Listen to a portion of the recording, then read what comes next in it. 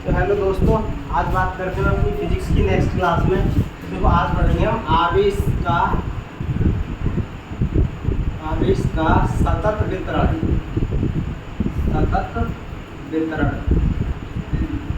ये हमारा next topic है। मैं करेंगे distribution of continuous charge. Distribution of continuous charge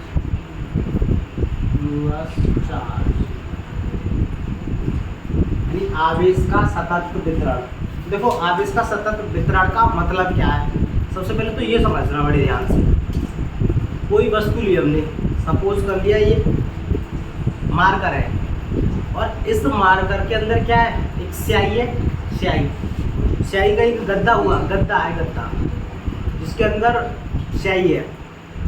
तो अगर इस गद्दे के अंदर स्याही एक समान रूप से है, मतलब कहीं ज़्यादा नहीं है कहीं कम नहीं है, एक कंटिन्यूअस फॉर्म में है, यानी एक समान रूप से है, तो उसे क्या कहेंगे हम, कंटिन्यूअसली स्याही का वितरण। ऐसे ही है आवेश का सतत वितरण का मतलब है कि जब किसी वस्तु पर आवेश एक समान रूप से बटा हो। सपोज करो इस मार्कर पे ही है, तो इस मार्कर की प्रत्येक सरफेस पर आवेश की वैल्यू समान हो। समझ में आ रही है कि यानी इस आवेश जो है इस मार्कर के अंदर प्रत्येक रूप से एक समान रूप से हो, ना कहीं ज़्यादा हो ना कहीं कम हो। जैसे चुंबक होती है, चुंबक के अंदर जो आवेश होता है वो एक समान रूप से होता है। चुंबक क्या हर किसी वस्तु के अंदर आवेश कैसा होता है, एक समान रूप से होता है। तो उसी को क्या कहा जाता है, आवेश का समान वितरण। आवेश का क्या कहा जाता है, सतत वितरण या समान वितरण। अब आवेश का सतत वितरण 3 तरीके से होता है, यानी 3 डायमेंशनल रूप में होता है। यानी जब आवेश का वितरण एक विमा के अलोंग हो, एक विमा का मतलब जैसे लंबाई पर आवेश का समान वितरण हो, लंबाई पर, तो उसे कहते हैं रेखीय आवेश वितरण। और अब मैं बात करूं कि आवेश का वितरण 2D में, देखो केवल लंबाई की बात की तो बंडी हो गया। बंडी मतलब 1 डायमेंशनल। बंडी का मतलब होता है 1 डायमेंशनल, केवल एक ही विमा। लंबाई ली है हमने, इसमें चौड़ाई वगैरह और ऊंचाई कोई इंक्लूड नहीं की, केवल हमने लंबाई की बात करी। अब बात आती है पृष्ठीय, तो उसे क्या कहा जाता है, रेखीय आवेश वितरण। तो देखो सबसे पहले मैं यहाँ लिख दूँ, सबसे पहली बात आती है कि आवेश का वितरण क्या होता है, रेखीय आवेश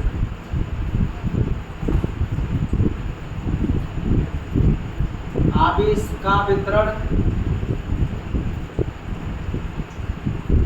नंबर दूसरा, पृष्ठीय आवेश का वितरण।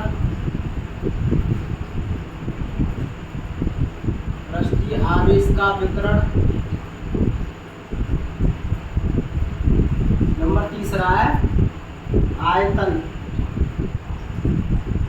आवेश का वितरण।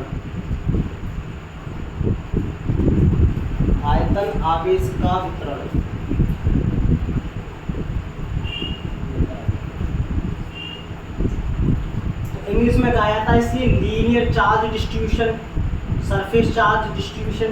इंग्लिश में की बात करें, इंग्लिश में कहा जाता है इसे लीनियर चार्ज डिस्ट्रीब्यूशन। देखो इंग्लिश में लिखना चाहो, इंग्लिश में लिखो linear charge distribution. Linear charge distribution.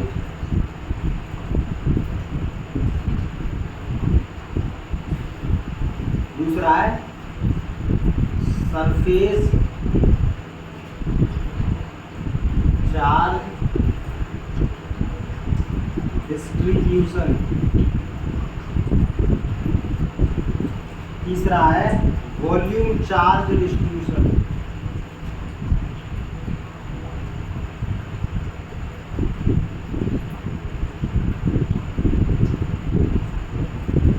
ठीक है, ये है तीनों। तो देखो सबसे पहले मैं इसकी बात करता हूँ, लीनियर रेखीय आवेश वितरण। तो देखो ये मैंने एक रॉड ले लो, लोहे की रॉड, ये लोहे की रॉड ली मैंने, और इसकी लंबाई मान ली L। क्या मान ली, L। ठीक है, लंबाई मान ली L। अब इस लोहे की रॉड पर आवेश का जो वितरण है वो एक समान रूप से है, ऐसे एक समान रूप से। एक समान रूप से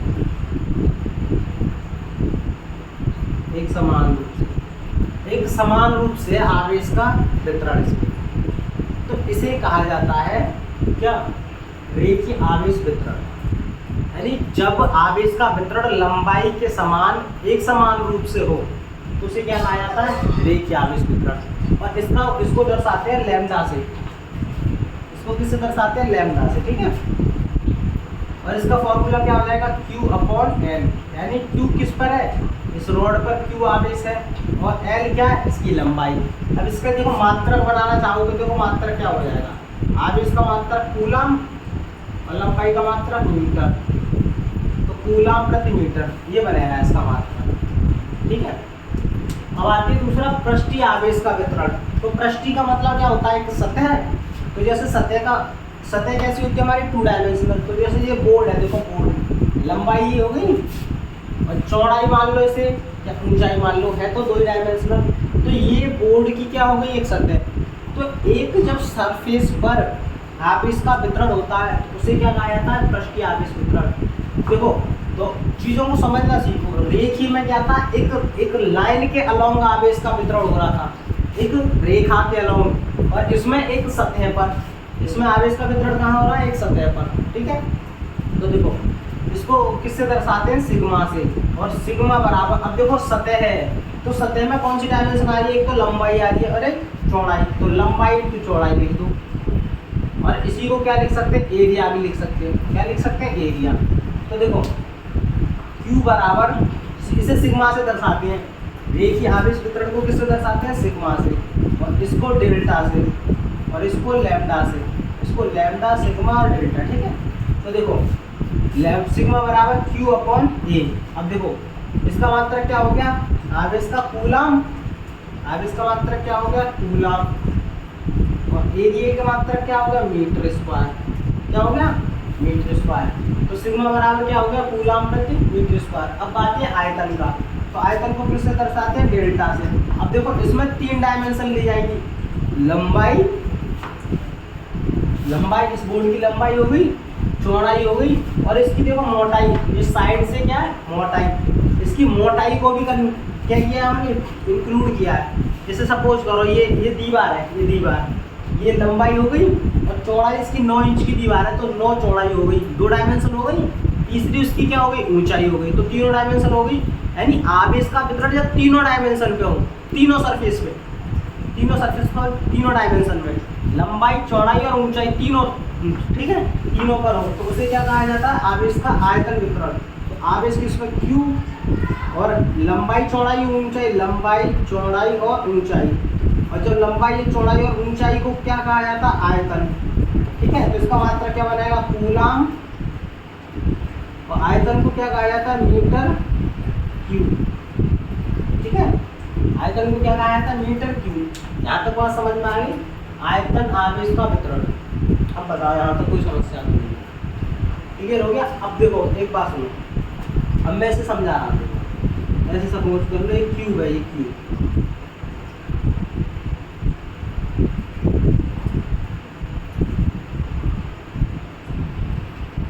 ठीक है, ये क्यूब। अब ये क्यूब है, अब इस क्यूब की सभी डायमेंशन पर, क्या, सभी डायमेंशन पर,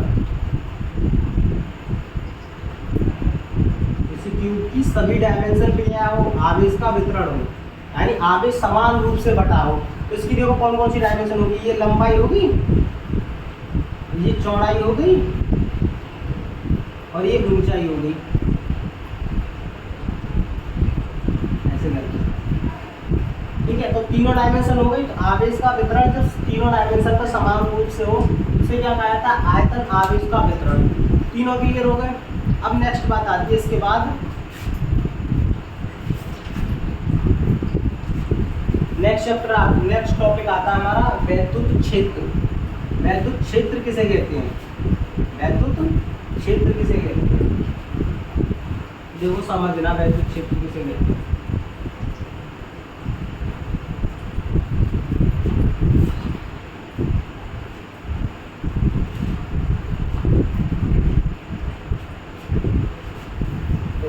वैद्युत क्षेत्र,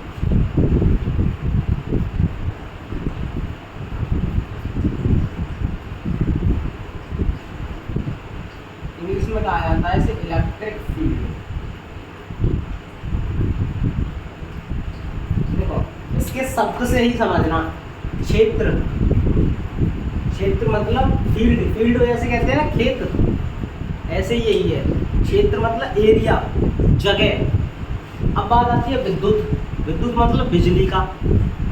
तो ऐसा क्षेत्र जिसमें विद्युत के प्रभाव, अब विद्युत किससे उत्पन्न होती है, हम जानते हैं विद्युत आवेश से उत्पन्न होती है, या आवेश के प्रभाव को ही क्या कहा जाता है, विद्युत धारा, या ऐसे कह दो। तो देखो दोनों में से कोई सी डेफिनेशन लिख सकते हो आप। ऐसा क्षेत्र जिसमें किसका प्रभाव हो, आवेश का प्रभाव हो, ऐसा क्षेत्र जिसमें आवेश के प्रभाव का अनुभव किया जाता हो, आवेश के प्रभाव का अनुभव किया जाता हो,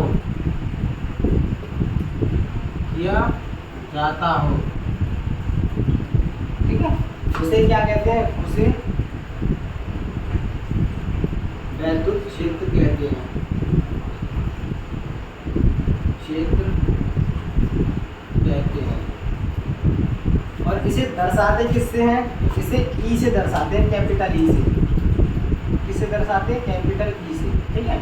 अब देखो इस आवेश की जगह एक और वर्ड लिख सकते हो, या तो विद्युत बल लिख सकते हो कि विद्युत बल के प्रभाव का अनुभव किया जा सके, या विद्युत धारा लिख सकते हो, विद्युत धारा, ठीक है, या विद्युत धारा के प्रभाव का अनुभव किया जा सके, या आकर्षण या प्रतिकर्षण बल, आकर्षण या प्रतिकर्षण बल,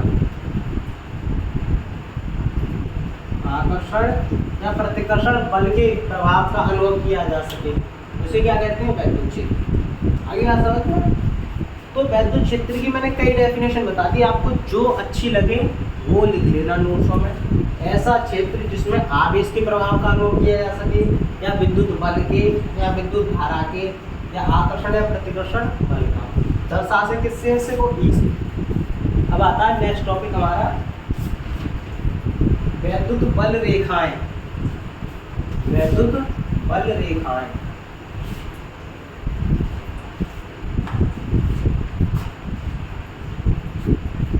वैद्युत बल रेखाएं,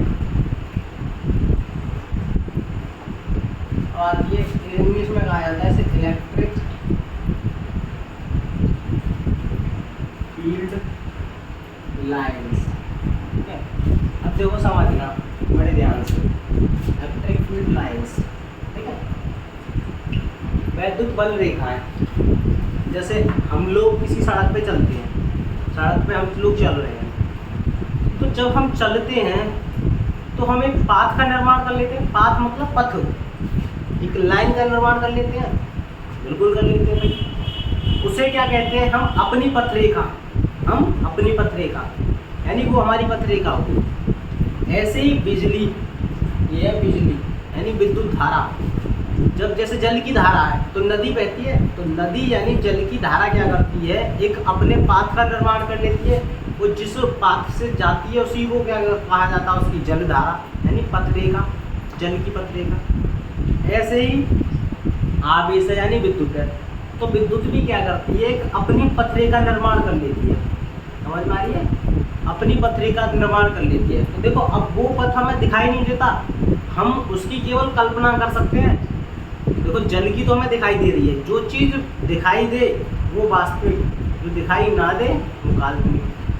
और हमें विद्युत बल रेखा दिखाई तो देती नहीं है, तो इसका मतलब ये वास्तविक हुई है काल्पनिक, तो क्या हुई, काल्पनिक। अब बात आती है, तो देखो सबसे पहले क्या होता है, तो एकांक धनावेश, सपोज करो कि मैंने कोई एकांक धनावेश यानी Q ले लिया, तो जब इस Q क्या किया गया, Q द्वारा कोई काल्पनिक पथ तय किया जाता है, कोई Q द्वारा कोई काल्पनिक पथ तय किया जाता है, उस काल्पनिक पथ को ही क्या कहा जाता है, वैद्युत बल रेखा। यानी जब इस Q को यहाँ से उठाकर हम यहाँ पर लेकर आए, ऐसे करते हैं, इस एकांक धनावेश को, इसको क्या मान लो, एकांक धनावेश। एकांक धनावेश का मतलब होता है जिसका मान 1 हो। जैसे 1 किलो चीनी लेने गए तो उसे क्या कहेंगे, 1 किलो चीनी, यानी एकांक चीनी। चीनी की मात्रा कितनी है, एकांक। तो इसी अगर यहाँ पे धनावेश की वाली यानी आवेश का मान कितना, 1, एकांक धनावेश। तो एकांक धनावेश द्वारा जो काल्पनिक पथ, ये क्या हो गया हमारा काल्पनिक पथ, एकांक धनावेश द्वारा तय किया गया काल्पनिक पथ। तो एकांक धनावेश द्वारा तय किए गए काल्पनिक पथ को ही क्या कहा जाता है, वैद्युत बल रेखा। क्या लिखेंगे, एकांक धनावेश द्वारा, एकांक धनावेश द्वारा तय किए गए काल्पनिक पथ को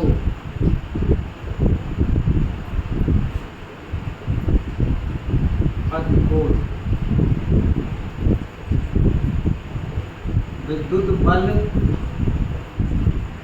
रेखाएं कहते हैं। विद्युत बल रेखाएं कहते हैं। एकांक धनावेश द्वारा तय किए काल्पनिक पथ को क्या कहा जाता है, विद्युत बल रेखाएं। यही है विद्युत बल रेखा। ये जो काल्पनिक पथ है इसी को कहा जाता है विद्युत बल रेखाएं। ये कोई नई चीज नहीं है, ये विद्युत बल रेखा है। इन्हीं रेखाओं को जब ये धनावेश यहाँ से उठकर यहाँ आ जाए, जब ऐसे मूव करेगा चलेगा तो किसी पथ का तो निर्माण कराएगा, किसी काल्पनिक पथ का। कल्पना करते हैं कि भाई ऐसा हो सकता है, तो काल्पनिक पथ का निर्माण कर लिया, उसी पथ को क्या कहा जाता है, विद्युत बल रेखा। यहाँ तक समझ में आ गया। अब बात आती है कि इनकी प्रॉपर्टी, यानी विद्युत बल रेखाओं के गुण की बात करें तो पहले यहाँ ध्यान देंगे विद्युत बल रेखाओं के गुण।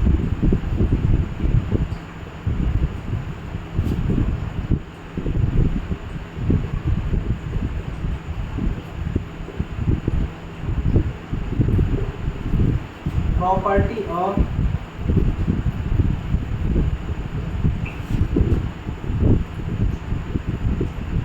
इलेक्ट्रिक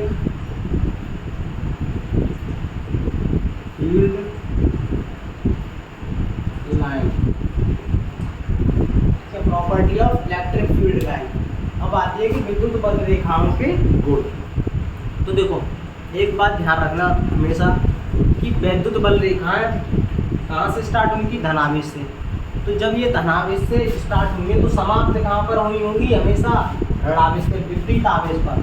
तो पहला पॉइंट तो यही होता है कि विद्युत बल रेखाएं स्टार्ट कहाँ से होती है, स्टार्ट शुरू, और यहाँ समाप्त। क्वेश्चन पूछा जाता है कि विद्युत बल रेखाएं, और मोस्ट इम्पोर्टेंट है ये, मोस्ट इम्पोर्टेंट प्रॉपर्टीज है ये, मोस्ट इम्पोर्टेंट एग्जाम में पूछी जाती है बहुत बार।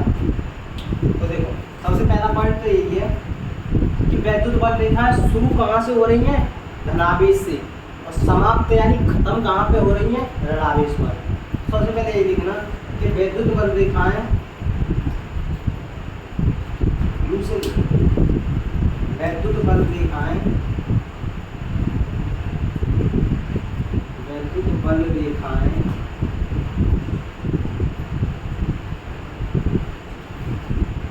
धनावेश से शुरू होकर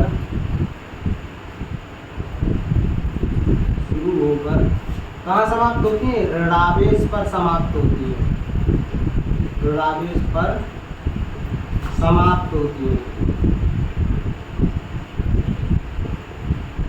ऋणावेश पर समाप्त होती है। पहला पॉइंट तो यही हो गया, ठीक है। दूसरा पॉइंट समझो।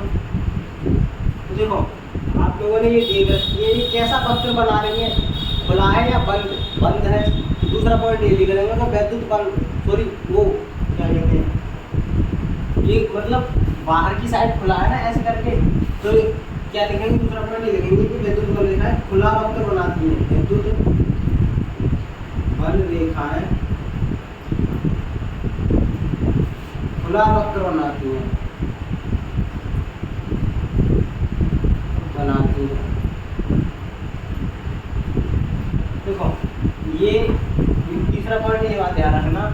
इन ये वैद्युत दो एक पहली वैद्युत बल रेखा ये हो गई, दूसरी ये हो गई, तो क्या एक दूसरे को कभी ये काट रही थी? नहीं काट रही थी। यहाँ पर तो केवल मिलती हैं, समझना, यहाँ पे आके ये समाप्त हो जाती है, इसके बाद कुछ नहीं होता इनका। बीच में देखना चाहिए कि ये काट रही है कि नहीं काट रही।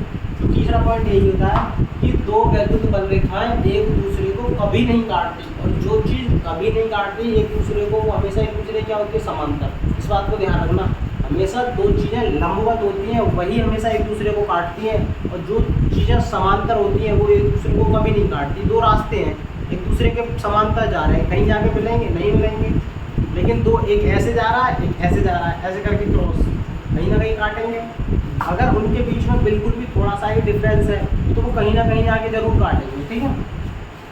तीसरा पॉइंट है कि दो वैद्युत बल रेखाएं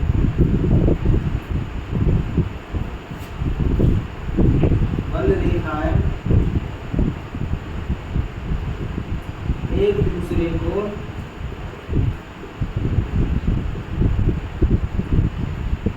कभी नहीं काटती,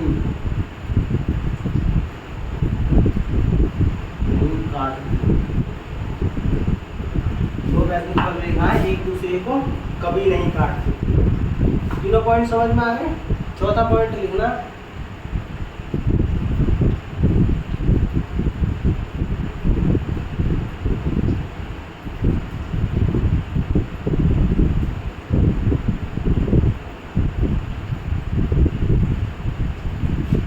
वैद्युत बल रेखा जैसे ये सरफेस है हमारी, ये इस सरफेस के कैसी उत्पन्न होती है? लंबवत। और तो ये याद रखना कि वैद्युत बल रेखाएं किसी चालक की पृष्ठ के लंबवत उत्पन्न होती हैं, और लंबवत ही क्या होती है? समाप्त। यहाँ लिखेंगे वैद्युत बल रेखाएं, चौथा पॉइंट, किसी चालक के पृष्ठ के लंबवत उत्पन्न होती हैं। यहाँ लिखेंगे वैद्युत बल रेखाएं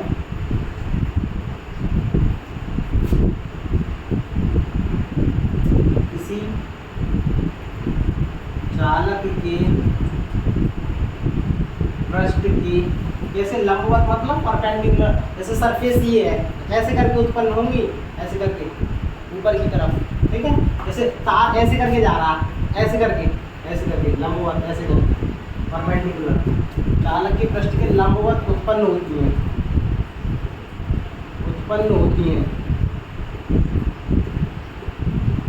और समाप्त भी होती है, और लंबवत ही समाप्त होती है, समाप्त होती है।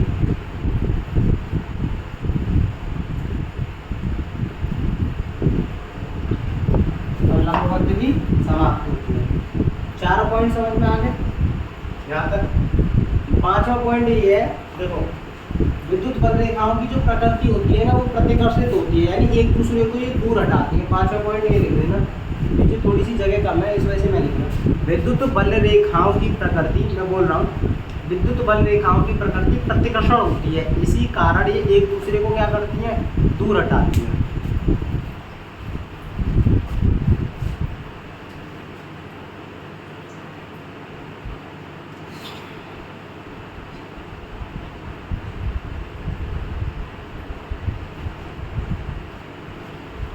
अब देखो यहाँ तक हो गया, अब इसके आगे का नेक्स्ट है।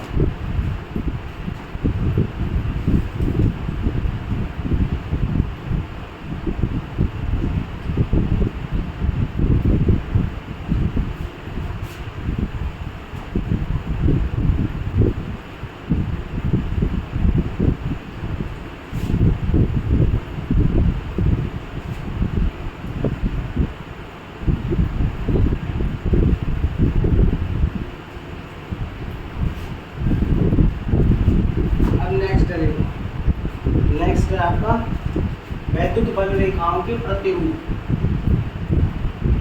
वैद्युत बल रेखाओं के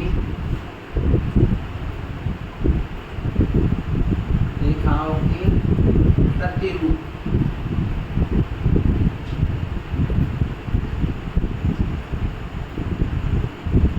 ठीक है, वैद्युत बल रेखाओं के प्रतिरूप। अब बात आती है कि देखो इसके दो प्रतिरूप पॉइंट हैं।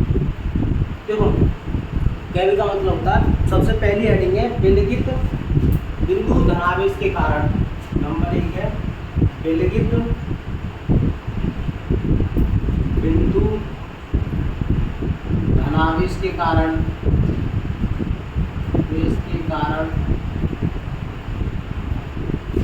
दूसरा विलगित बिंदु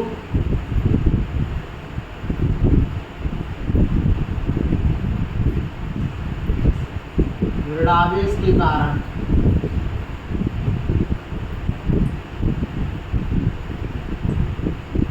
ठीक है, विलगित बिंदु ऋणावेश के कारण। तो देखो अब बात आती है यहाँ पे कि इस विलगित शब्द का मतलब क्या होता है। तो विलगित शब्द का मतलब होता है अकेला, इस बात को ध्यान रखना। विलगित शब्द का मतलब क्या होता है, अकेला।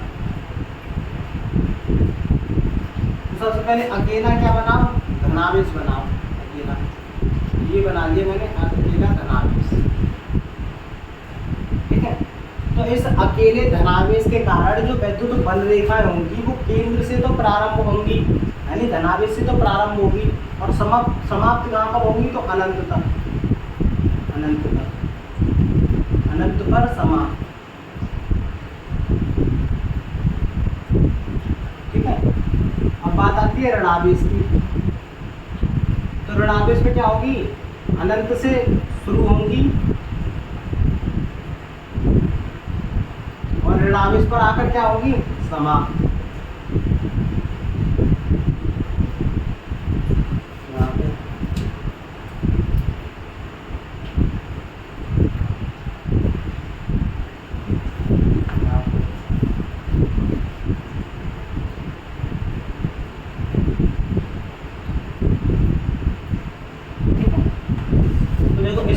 इसमें पॉइंट लिखना है, मैं लिख दे रहा हूँ इसमें पॉइंट कि अकेले बिंदु धनावेश के कारण वैद्युत बल रेखाएं यहाँ लिखेंगे, अकेले बिंदु धनावेश के कारण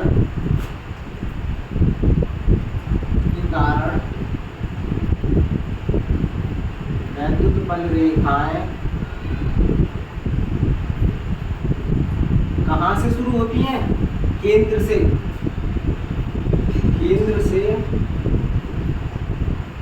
शुरू होकर अनंत पर समाप्त होती हैं,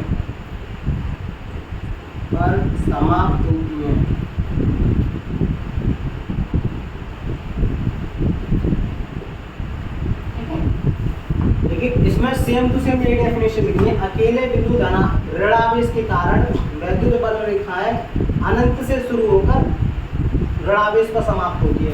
यहाँ लिखेंगे अनंत से शुरू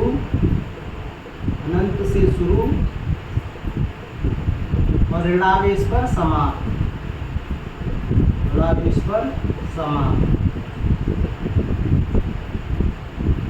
अनंत से शुरू और ऋणावेश पर समाप्त।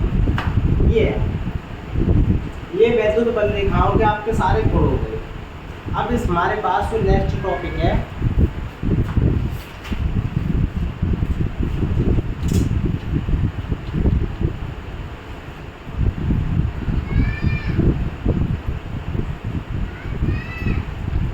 अब देखो एक और इसकी एक और प्रॉपर्टी रह गई, यहाँ लिखूंगी। एक और प्रॉपर्टी है, एक समान क्षेत्र में वैद्युत बल रेखा।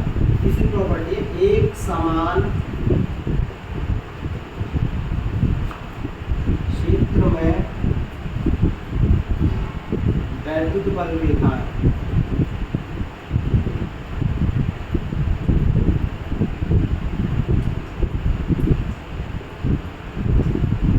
एक समान क्षेत्र में वैद्युत बल रेखा। तो ध्यान रखना, एक समान वैद्युत क्षेत्र में जो बल रेखा है वो एक दूसरे के पैरेलल हो जाती है, यानी समांतर हो जाती है, ना कहीं एक दूसरे को काटती और ना ही एक दूसरे से मिलती, ऐसे हो जाती है। एक समान वैद्युत क्षेत्र में वैद्युत बल रेखा, एक समान वैद्युत क्षेत्र में बल रेखाएं क्या होती है, एक दूसरे के समांतर हो जाती है। आगे बात समझ में यहाँ तक। अब देखो वैद्युत बल रेखाओं के तुम्हारे यहाँ तक जो गुण थे वो सब समाप्त हो गए। जितने भी गुण थे वैद्युत बल रेखाओं के, कितने ही थे, तो मैंने आपको सारे के सारे करा दिए। अब इसके बाद आती है हमारी वैद्युत क्षेत्र की तीव्रता। अब उस टॉपिक को हम कल पढ़ेंगे। और देखो फिर मैं वही आपसे बात कहूँगा भाई, चैनल को सब्सक्राइब कर दीजिएगा और वीडियो को लाइक कर दीजिएगा पसंद आती है।